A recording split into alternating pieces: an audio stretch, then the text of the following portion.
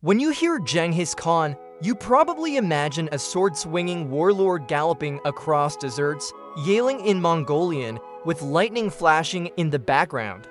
But Genghis Khan wasn't just a guy with good horse skills and a bad temper. Well, meet Genghis Khan, born Temujin around 1162 in Mongolia. It was a harsh world. You needed allies. Being born screaming probably wasn't the best way to start his Khan's career. The Taiju wanted revenge, so Genghis assembled an army. First step, crush the Taiju. Done. Next, secure his borders. Check. And then step 3, go conquer the world. Genghis started small, taking cities like Karakoram and making them part of the Mongol Empire. You want to talk about a main attraction? That guy had a beard that would make even ZZ Top blush. Then bigger cities like Bukhara and Samarkand fell. As his power grew, so did his army. At its peak, it had about 127,000 soldiers. The Quraysh Empire had been a pain since 1127, stealing his ancestral lands and giving him complex issues. First, he dealt with the Khwarezmid Empire, known for its riches and gardens. But Genghis didn't care about flowers. He ordered the execution of anyone who hid valuables in the garden walls. And despite having zero horticultural skills, he proudly declared, "We have made a desert of the whole country." Without his conquests, Europe might not have known about gunpowder, printing, or paper. He helped kickstart the Silk Road revival, connecting east and west like never before, and Genghis Khan is also kind of a nice guy. Remember, he was one of the first people to promote religious freedom, signed peace treaties with Christian and Muslim leaders, and even freed female captives. Genghis Khan was complex, brutal, brilliant, and a little bit of a fashion icon. He was also weirdly progressive and responsible for one of the largest empires in history. But maybe most importantly, he was human. Yes, even behind the myth of the Mad Emperor, there was a person with quirks, flaws, dreams, and ambitions. By understanding Genghis Khan, we understand ourselves better. And maybe that's why his story still matters today. What followed was a textbook military operation. Scouts first, then archers, then cavalry. So Genghis Khan rallied his troops and charged into northern China. But as he expanded, he didn't expand his mind. While he championed diversity, he also propagated myths about outsiders. Maybe he fell off a horse, maybe he was poisoned. One rumor says he pissed off a tailor by asking for shorter robes and got stabbed while sleeping. Classic case of bring your own blade to the tailor shop. It was fittingly dramatic and no one knows where he's buried. His body is still missing. So the legend goes, his funeral escort went nuts, killing everyone they met and trampling the area where he was laid to rest. It's one of history's biggest games of hide and seek, and it's still going on. In fact, the infamous rape of the Khwarezmians happened because Genghis believed rumors about a powerful Christian army waiting to attack him. Reality check, there wasn't one. Charging in with sabers, Genghis Khan fought like the warrior poet he was. He defeated the Quraysh, retook his lands, and even went beyond. In 4 years, he conquered all of northern China. The rest of Asia was next. His dad, Yasuge, was a chieftain, basically a boss among bosses in a tribal society.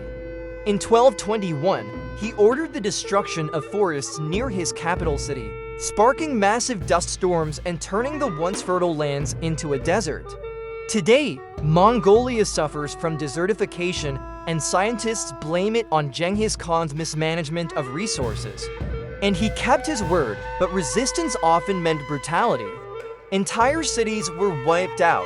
Genghis didn't believe in torture, but when faced with resistance, he had a special talent for scary psychology. Survivors sold into slavery, men executed by the thousands. Heads cut off and hung from poles, yep, it was messy. He released prisoners to tell other cities what they'd just seen. It worked. Once he unleashed 20,000 men on the city of Bishbalik and everyone surrendered. Genghis allowed the nobles to keep their wealth, even spared their lives.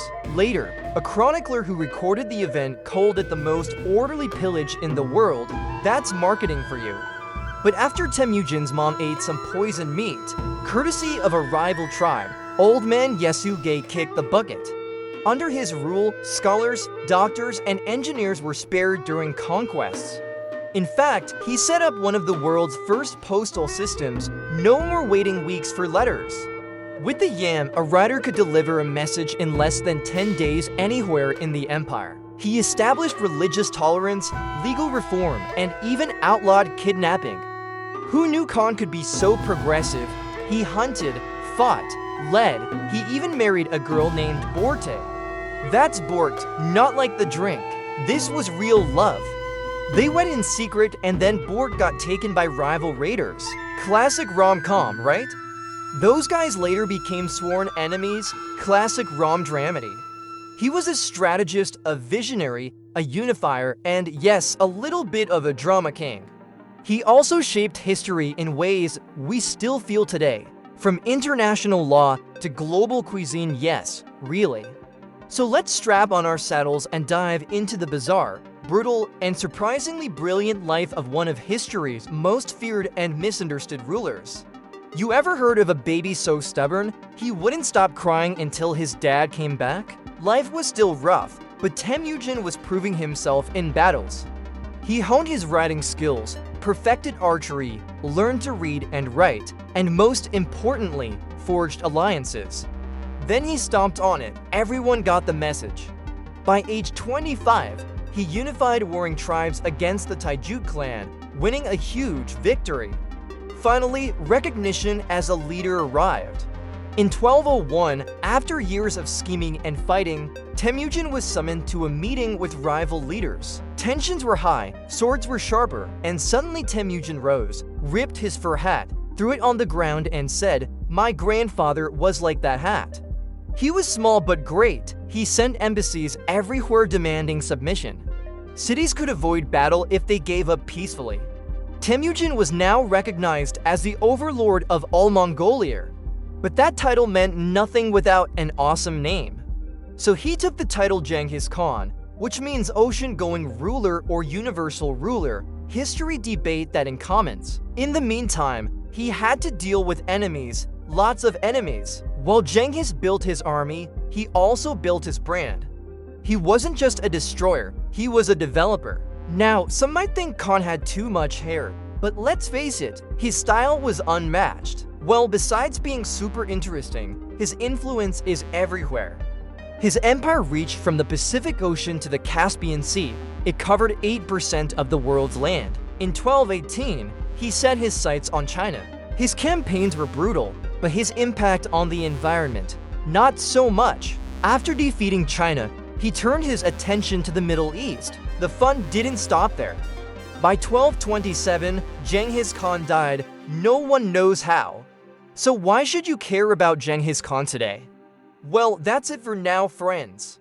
On the next episode, we Lions delve deep into how Genghis Khan might be your grandfather, or great, for that matter. See you soon.